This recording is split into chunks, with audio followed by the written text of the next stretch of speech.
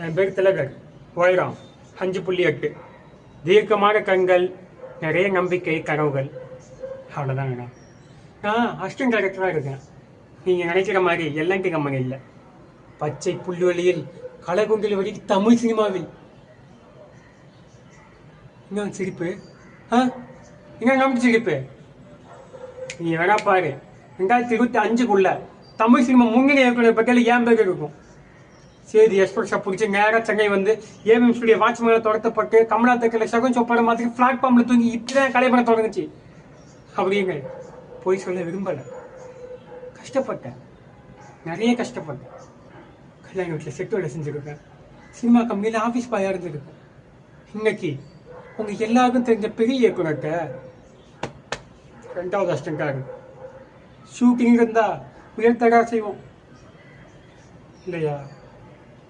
இதை இருக்கணுமோ காஞ்சி போன ஒட்டி தூங்குதாங்க. மூத்த பிள்ளை தடுதலையும் ஊரில் அப்பா அம்மா. தமிழ் சினிமா விடிவெள்ளி அப்படின்னு நினைப்பில்ல சென்னையில் வேணா. சினிமாவுக்கு வந்து 10 வருஷம் ஆச்சே, எங்கத்தை கிழிச்ச அப்படியாக என்கிட்ட கேட்டா என்கிட்ட 2 ஜீன்ஸ் தாங்க இருக்கு. நல்ல சினிமாஸ்லேருந்து உள்ளுக்குள்ளே நெருப்பி எரிஞ்சிட்டு தாங்க இருக்கு. மகேந்தர் அளவுக்கு.